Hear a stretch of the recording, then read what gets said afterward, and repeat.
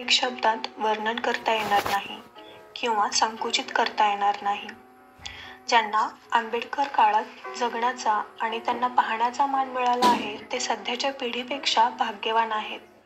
आणि ज्यांना त्यांच्या जवळच्या सहवासात राहण्याचे, त्यांच्यासोबत फिरण्याचे आणि काम करण्याचे आणि जवळून त्यांच्याशी मैत्रीपूर्ण बोलण्याचे सौभाग्य मिळाले आहे ते खरोखरच भाग्यवान आहेत.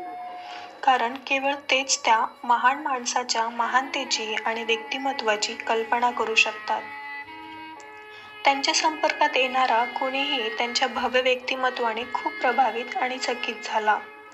त्यांच्याकडे असंख्य उत्तम प्रकारे विणलेले लोकरीचे आणि कापसाचे कपडे, टोप्या, फर्निचर आणि घरगुती वस्तू, न्यायाधीशांच्या खुर्च्या, प्रचंड पेन, त्यांची विशाल ग्रंथालय, त्यांची भव्य कार, विविध प्रकारचे बूट, चित्रे आणि कलाकृतींचा संग्रह हे केवळ मनोरंजनाची अभिव्यक्ती नव्हते तर त्यांच्या विजयी व्यक्तिमत्वाचे जिवंत चिन्ह होते.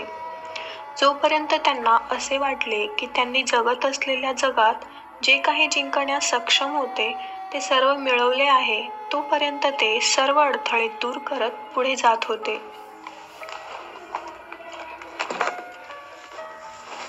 कपाट आणि शेकडो रॅकच्या रांगा, त्यांचे कपडे ठेवण्यासाठी स्टील कपाट, त्यांच्या महत्त्वाच्या फायली ठेवण्यासाठी अनेक कप्प्यांसह 3 स्टील कपाट, त्यांचे महागडे फाउंटन पेन आणि पेन्सिल ठेवण्यासाठी एक छोटासा सुलभ स्टील बॉक्स, सुंदर असाधारण असे लेखन टेबल, आरामदायी टिल्टिंग आर्मचेअर, न्यायाधीशांच्या खुर्च्या, जेवणाचे टेबल, रेडिओग्राम, ड्रेसिंग टेबल, भिंतीवरील घड्याळे, टाईमपीस, रूम कूलर, काही लाकडी पेट्या, सोफा सेट, असंख्य मोठे आणि लहान फर्निचर आणि घरातील वस्तू त्यांच्या राहणीमानाचे दर्शन घडवत होत्या, ज्यामुळे त्यांच्या व्यक्तिमत्वात अधिक आकर्षण निर्माण झाले.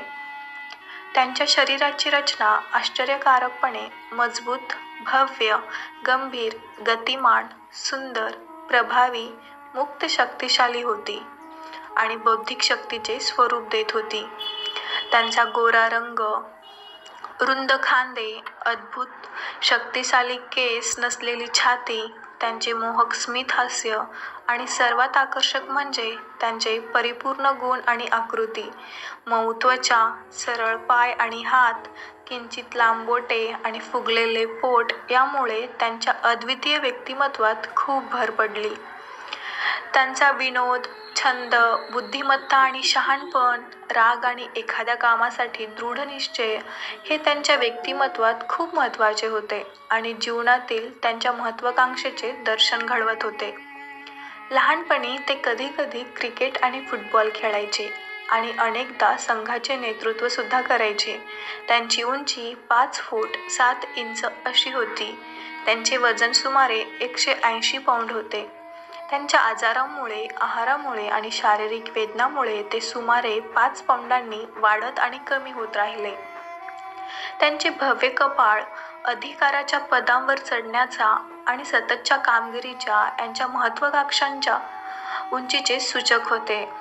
त्यांची खंबीर, पुढे सरकणारी हनुवटी त्यांच्या आयुष्यातील उत्कृष्ट इच्छाशक्ती, धैर्य, ताकद आणि महत्त्वाकांक्षा दर्शवत होते. उभे राहिले.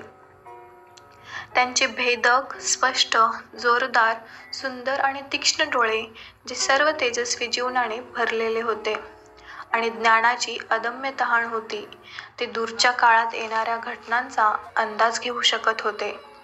त्यांच्या डोळ्यांत काहीतरी असाधारण तेजस्वी होते, जे कोणालाही तोंड देणे कठीण होते. ते अभ्यास करताना चष्मा घालत असे आणि बाहेर जाताना सनग्लासेस घालत असे. बारीक आवरण असलेले अनेक चष्मे एका बॉक्समध्ये व्यवस्थित ठेवलेले होते. हे एक आनंददायी दृश्य होते. त्यांचे मजबूत चमकणारे दात होते, ते त्यांच्या इच्छेविरुद्ध काढले गेले होते कारण त्यांचे दुसरे ठेवलेले होते. हे एक आनंददायी दृश्य होते. त्यांचे मजबूत चमकणारे दात होते, ते त्यांच्या इच्छेविरुद्ध काढले गेले होते कारण त्यांची दुसरी पत्नी आणि त्यांचे सहकारी डॉक्टर मालवणकर यांच्या मते त्यांचे सर्व आजार त्यांच्या दातामुळे होते. त्यांना एक दाताची कवळी देण्यात आली होती, ज्याची सवय होण्यासाठी वेळ लागला. त्यांचे छोटे लांब वाहणारे कान भगवान बुद्धांसारखे होते. त्यांना आयुष्यभर श्रवण विकाराचा त्रास झाला नाही.